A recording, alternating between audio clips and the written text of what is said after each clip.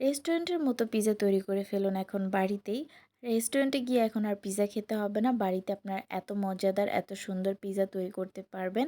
তারই রেসিপি আজকে আপনাদের সাথে শেয়ার করব। আশা করি আজকের ভিডিওটি ভালো লাগবে। তো হ্যালো এভরিওয়ান, আসসালামু আলাইকুম। Welcome back to my new video. আজকে পিৎজা তৈরি করব, যার জন্য এখানে আমি ৪ কাপ ময়দা নিয়ে নিয়েছি।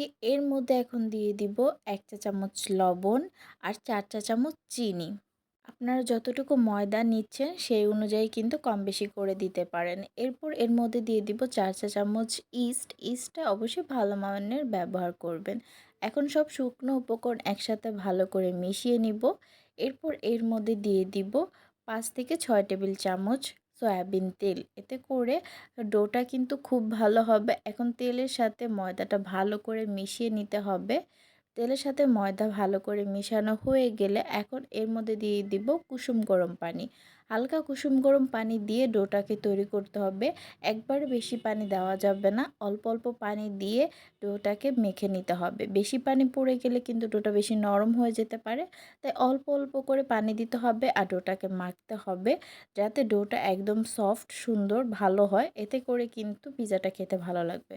তো ডোটা এরকম করে মাখানো হয়ে গেলে এখন এর উপরে তেল দিয়ে দিব। তেল দিয়ে প্রায় ২ থেকে ৩ ঘন্টা রেখে দিতে হবে। আর আপনাদের হাতে সময় কম থাকলে আধা ঘন্টা রেখেও কিন্তু আপনারা পিৎজা তৈরি করতে পারেন। তো এরপর আমি পিৎজার জন্য মাংসটাকে ম্যারিনেট করব। এর জন্য এখানে আমি ১ কাপ চিকেন নিয়ে নিয়েছি। এর মধ্যে লবণ, গোলমরিচ গুঁড়া, ভাজা জিরা গুঁড়া, শুকনো মরিচের গুঁড়া, সয়া সস, টমেটো সস সব কিছু দিয়ে এখন ভালো করে মাংসগুলোকে মেখে নিব। মাংসগুলোকে ভালো করে মেখে নেওয়া হয়ে গিয়েছে। এখন এগুলোকে আমি ভেজে নেব।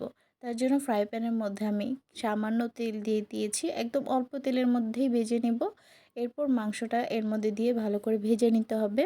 মুরগির মাংসটা থেকে কিন্তু অনেকটা পানি বের হয়ে আসবে। তো এই পানিটার মধ্যেই কিন্তু মুরগিগুলোকে একদম ভাজা ভাজা করে ভেজে নিতে হবে। এরকম পানিটা শুকিয়ে ভাজা ভাজা হয়ে গেলে মুরগিটা নামিয়ে নিতে হবে। আর আমি এখানে টমেটো সাইজ করে কেটে নিয়েছি আর নিয়েছি পেঁয়াজ। মানে আমার কাছে ঘরে যা ছিল সেটা দিয়ে আমি তৈরি করব। হুটহাট যখন পিৎজা খেতে ইচ্ছে করে আমি এভাবেই পিৎজা তৈরি করে ফেলি। তো এরপর আমি সামান্য ডো নিয়ে একটা রুটি তৈরি করে নিয়েছিলাম।